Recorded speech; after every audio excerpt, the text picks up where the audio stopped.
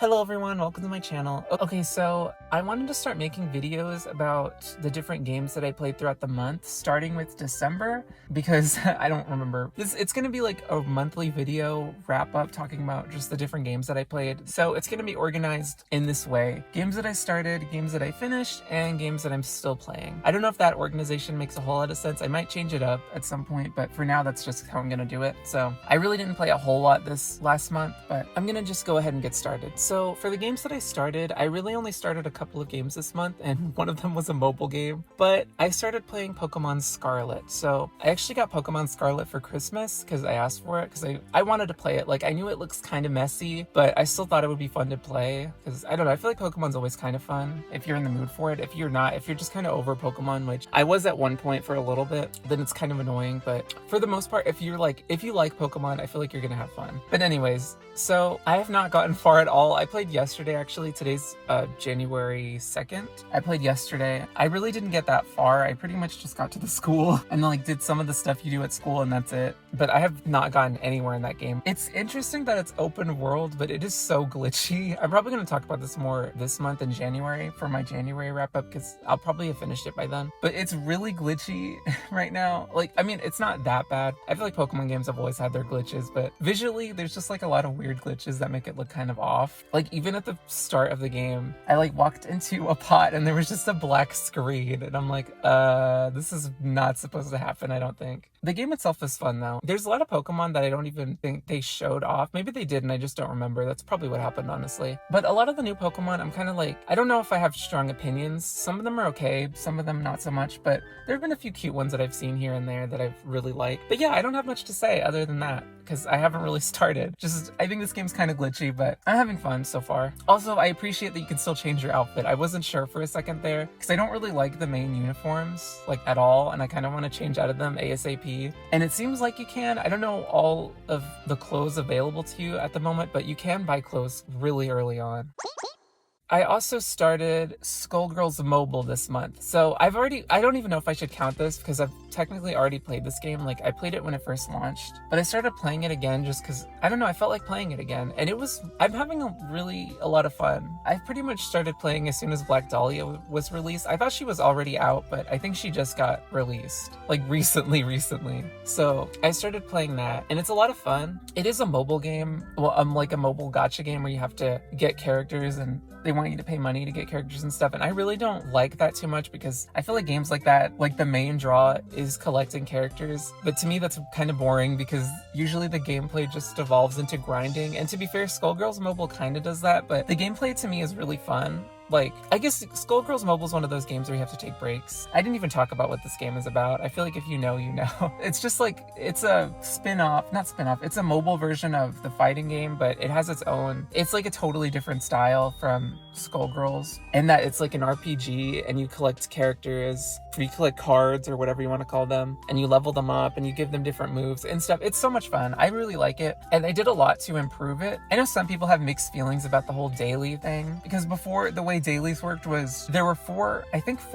difficulties per daily, and each character has a daily, so, and you'd get like 2 to 3, well, at this point I think there's 3 dailies every day. I might be wrong about that, but yeah, anyways, so each daily, the way it works is there'd be different nodes you have to jump to, and each one would be a battle that you'd have to fight, and once you did every battle, you'd get rewarded for it. You'd also just get rewards randomly throughout the fights. Like, you get coins and gifts and stuff to give to friends, but sometimes you'd also get like a move or something. But yeah, that was basically the way you get moves, and you get money.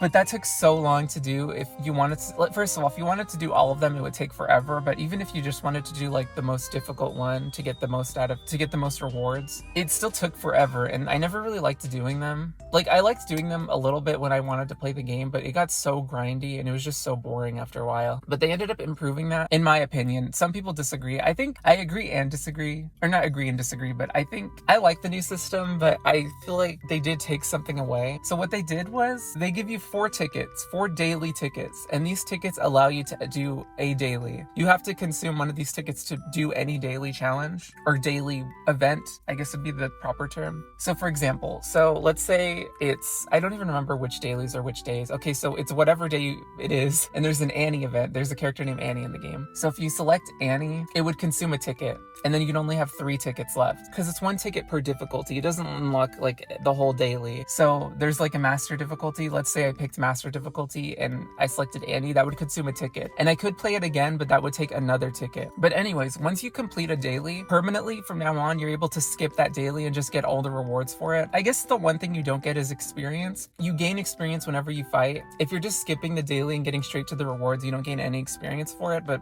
the experience isn't that good anyway, so it doesn't really matter. Plus there's a daily dedicated specifically to experience, and they even updated that because they added these new rewards or these new items that give your characters experience points, because before you'd either have to fight or you'd have to sacrifice fighters to level up characters, and it just didn't seem worth it to do that. But now with this new experience event, which has been out for a while at this point, but they added rewards for it, so now you can get experience items too, so it's even better. But anyways, I like the skip function, but some people have reservations with it because now you're not able to do as many dailies as you could before, because technically you could do every single difficulty for each daily event. It would just take forever. I just didn't like doing it because it took way too long, and I would never do that like all difficulties, but technically you can't get as much as you could before, so that's one issue. I think they should make it like into a choice where you can use your tickets to skip, but also you're able to do every daily. But the thing is, one thing they also added to the skips or to the daily ticket or to the daily events is that you're able to do dailies more than once. So if you before, when you would do a difficulty, that's it, you could only do it once. So if you did master difficulty for Annie's daily event, you wouldn't be able to do it again. Now you're able to do it up to 3 times. So I guess it's kind of an improvement. I don't know, it's weird. I like it though personally, because I would never do all the dailies anyway, because that just takes way too much time. But yeah, anyways, that was like really winded. This video might be longer than I expect, but I've been playing Skullgirls Mobile again. I'm having a lot of fun. I'm saving all of my relics right now I'm gonna hold on to all of my relics until they release Marie, because she's the one character that I've been looking forward to. She's pretty much the only one at this point that I'm really looking forward to, and she's coming out next after Black Dahlia. So when they release her, which I don't know, that might be a while from now, but when she gets released, and you know what the thing is, in this game, when they release new characters, they aren't automatically added to like the gacha pool. I mean, they are, but only for specific relics. So in this game, to get characters, you have to use relics. There's premier relics, which are just like generic relics that have a chance to get anybody. Well, not anybody. They have a chance to get most characters. There are a few characters that are specific to relics, and there's some characters that aren't even available to get in relics. But anyways, so whenever they release new characters, you can't use your premier relics to get them because they haven't actually been added to the pool yet. So I'm gonna wait until that happens to open them, and I have a lot of relics, so I'm excited to do that, but that's not gonna be for a while. But anyways, that's enough about Skullgirls Mobile. Okay, so on to Fire Emblem. So the only game that I actually finished this month was Fire Emblem Warriors 3 Hopes. So I believe I started this last month actually, or I guess in November, because last month would be December at this point. But anyways, I really enjoyed this game. It was so much fun. It is a Warriors game / Muso game, so if those aren't your thing, which I feel like they're not a lot of people's things, they're my thing. I love them. Then I don't know how much you would get out of this. Also, I feel like the game kind of expects you to have played 3 houses, which honestly, that makes sense to me, because I feel like a lot of Warriors games are like that, like the crossover ones, where they kind of expect you to know the material that the characters are from before going into it. They're not going to just tell you everything. But anyways, I really liked this game. Warriors games, I didn't even explain how they play out. The way that they play is basically they're hack and slash games. You have your huge cast of characters. They have their own little unique combos and stuff that you can use, and you just use them and take down hundreds of enemies, and it's just a lot of fun. I feel like the most fun ones are the ones that are crossovers, because those are the ones where you get to use characters in a different setting and you really get to just go all out with them. Plus, the Warriors games makes characters look super powerful, more so than whatever game they're actually from, because they tend to be really flashy, and Fire Emblem's kind of like that too. But yeah, one thing I really liked about this game, I think it made it a lot more fun for me, because I played Hyrule Warriors, and while I enjoyed it, I kind of got a little bored. I feel like certain aspects got a little repetitive, but this game does have a little bit more outside of just fighting. And there's kind of a monastery. Okay, so in Fire Emblem 3 Houses, there's the monastery, which is kind of like the hub world. Not the hub world. I don't know what the right term would be, but it's kind of like your base where you do all your little activities. Like you talk to your allies, you level up their friendships, you buy stuff. just do all that sort of stuff, all that side stuff outside of fighting. And this game has that too with a camp, except it's a lot smaller. At least to me, I think it's smaller. Yeah, it's smaller. Also, the fast travel's a little bit better in this game than it was in the other one. It's just a little bit quicker. Things are faster. There's not as much to do, but there are different things that you can do. It's just a lot of fun. I don't know. To me, that made it a little bit more enjoyable because there was kind of a micromanagey part of it where you have to, for me, I was trying to get people's supports up because in Fire Emblem, you can have support conversations with characters by having them spend time with each other basically to increase their support points. And I was trying to get everybody's conversations, which I kind of failed at, but whatever, my fault. But yeah, doing all that was fun for me at least. And the fighting was fun too. It starts off really slow because you just start off with really weak classes, like the beginning classes, and they don't have the best combos and they're not the most flashy fighters. But once you unlock the later classes, like the final, honestly, intermediate classes are good too, but the final classes are so much more fun to play as because they have they're more flashy. I know I keep talking about flashiness, but to me, if it's like kind of like in these warrior games, if the fight looks kind of boring or your attacks look really uninteresting, then it's not as fun, but the flashiness adds to it. But all the final classes have a lot of visuals and they're just way more fun because they have better combos and stuff. So it does pick up, but it does start off kind of slow. And it takes a while for you to unlock those final classes. But like I said, the intermediate classes are good too. Oh, really? There's like 4 levels of classes because there's beginner, intermediate, advanced, and then mastery. Intermediate's, it's more fun intermediate onwards. Beginner classes kind of suck.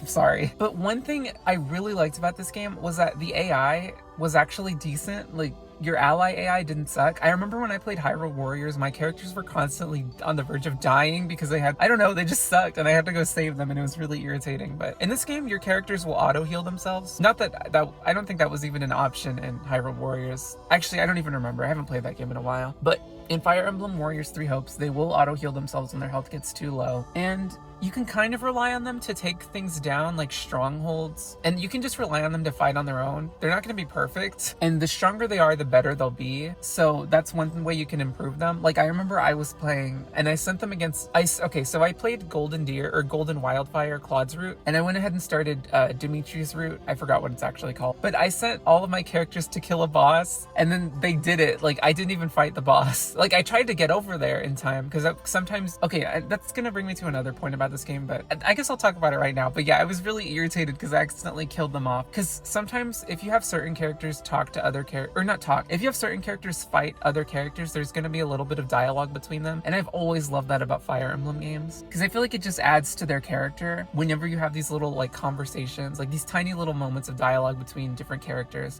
That happens a lot in Three Houses, by the way. And it also happens in this game too, because you kind of can put friends against other friends and they have little like not conversations, but they have lines of dialogue about how they don't want to fight or something. It's fun. I like doing that. And I think every Fire Emblem game has something like that. Even Shadow Dragon has something like that. I mean, it's kind of heart-wrenching, but it's so good. It's just interesting. I guess one thing I will say is that this game doesn't really have like unique attacks necessarily. Characters can change their class, which affects their combos or their moveset. Really, it's combos, but yeah. So there's nothing really unique about each character aside from their abilities and stuff, but that's okay. I still had a lot of fun. One thing I like about the Warriors games is that characters typically have unique attacks and stuff. They're all different. In this game, they're all different at the start because they all have their specific class that they're meant to be. But technically, you could just switch them all to be the same thing. I mean, you could. There's some classes only available to males and female units, and there are some classes that are available specifically to certain characters. So in that instance, I guess those characters are unique. Like the house leaders and Shez, the protagonist. But yeah, I guess that'll bring me to the plot of the game. So the plot, it's basically the plot of Three Houses, kind of, except with some major differences pretty much from the start. That's actually one thing you'll notice if you play the demo, or if you played the demo and didn't play much beyond that. Like, the story just totally different already, for the most part. I mean, the same things happen, but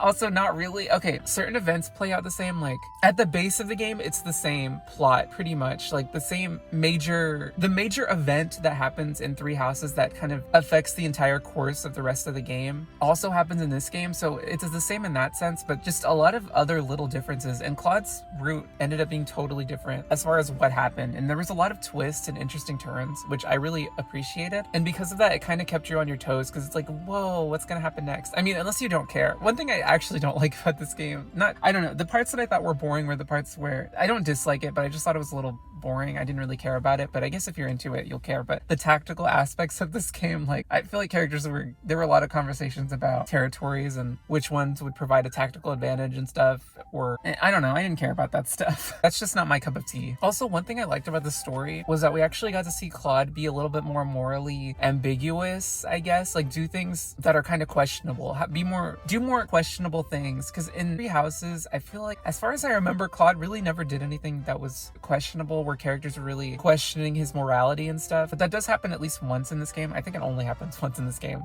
but at least it was interesting, because I feel like Three Houses kind of paints Claude as like I don't know, it paints him a little bit more morally ambiguous. He isn't like Dimitri, where he wants to do good by all. He's more realistic. I mean, Dimitri's kind of complicated too, but I don't know. I feel like he's different than Edelgard in that sense too. Not saying he's like a bad person, but saying that he will sacrifice things for the greater good, I guess. I don't know. It's hard to explain. I don't even remember Three Houses all that well, so maybe I'm like totally wrong about this judgment of him. But that's just how I feel like there's just the certain things that he said made it seem like that. But honestly, now that I'm thinking about it, maybe I'm totally misjudging his character, but I guess maybe I'm not, because that, like I said, that does happen in this game. Anyways, moving on. One thing I didn't like about the plot of this game was that the ending was kind of lame. Like, okay, so you have the ending, you beat the final boss, and then the game just kind of ends. Like, there's not an epilogue or anything. So it's like, oh, was that it?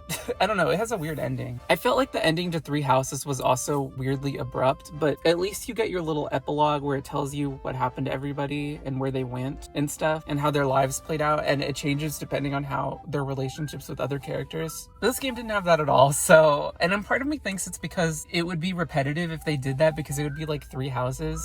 I mean, like I said, the plot is a little different, but it's not super different. I don't think the way the plot plays out would totally change the lives of a lot of characters, so they'd probably have the same endings as they did in Three Houses. But if you haven't played Three Houses, which I don't think anybody would play this game if they hadn't played Three Houses, it just wouldn't really make any sense. I don't know, it just feels empty at the end. The ending kind of is lame. It's anticlimactic. I guess that's just the thing with these Warriors games. They kind of expect you to know the source material. Like Dragon Quest Heroes, for example, I kind of knew a little bit about some of the characters because I played some Dragon Quest games, but there were some characters I had no idea who they were, and I was just like, okay, I guess this is their personality. I don't know who this is. It's kind of the same with One Piece too. Like, even when you play through the story, you don't get like the full context of everything. I only played the first One Piece Warriors game, but my point is that the game I think these games do expect you to know the material going in, which is fair, because it's not like they're gonna expand, or they're not gonna like retell everything, because that would just be kind of weird. But yeah, I guess the last thing I have to say about this game was it does add support conversations. There aren't as many support conversations as in Three Houses, which is unfortunate, but there are at least different ones. I mean, they're all different, but there are some new ones. There's some with characters that didn't have one before, and those are interesting to see. Like, there's one with Marianne and Bernadetta, which I really was curious about, because those are both like the most, I don't want to say antisocial characters, because Bernadette is definitely antisocial, but Marianne isn't really. Marianne just talks down on herself a lot. They're kind of similar in that I feel like most of their supports end up being about them, because they're just so, like, their personalities. Like, Marianne's constantly talking down on herself, and that shows up in almost every single support, and so I feel like the conversation ends up revolving around her a little bit. Whereas Bernadetta, her personality is so, like, her anxiety is just so overwhelming to what happens that it ends up being all about her. But yeah, it was interesting to see the conversation between them. I actually really liked it. It was cute. But I guess that's all I have to say about this game. I really enjoyed it. I'm excited to play the other routes, especially Dimitri's route, because it seems like the same plot events are going to unfold no matter whose route you play. It's just going to maybe be a little differently the outcome. That was terrible grammar, but whatever, you know what I mean. And finally, we have what I have been playing. So the only game that I've really been playing this month was Pokemon Shuffle. I guess Fire Emblem, technically, I've been playing... Well, no, because I finished that game, so that wouldn't fall into this category. Pokemon Shuffle, I've been playing Pokemon Shuffle a lot. I've started playing it a while ago, like a few months ago, because the eShop was going to close, and I just wanted to catch as many Pokemon as I could, so that way, if ever the eShop if Pokemon Shuffle's service ended, I could always go back and play it. Like, because you can play it offline, but it would suck if you wouldn't be able to catch certain Pokemon or get certain Mega Stones, because I found out that Mega competitions you have to connect online to get the Mega Stone. So I didn't want to miss out on that, so I've just been playing. It's fun, but I'm getting kind of bored. Like, I don't know. It's not as fun to me as it was before, but for now I'm just trying to get all the Mega competitions and just daily logins and stuff. I don't really have much to say about that game. It's a mobile puzzle game, basically. It's fun, but it's not that fun. It's fun for a little bit, but you get tired of it after a while, like a lot of games. But I guess that's it for this month. I don't really have anything else to say. say. I definitely loved Fire Emblem. I'm gonna go back to it for sure, but for now I'm just focusing on Pokemon, so I'll probably have more to say about that at the end of this month. Hopefully I actually hopefully I actually upload this and, you know, make a video. But anyways, thank you guys for watching.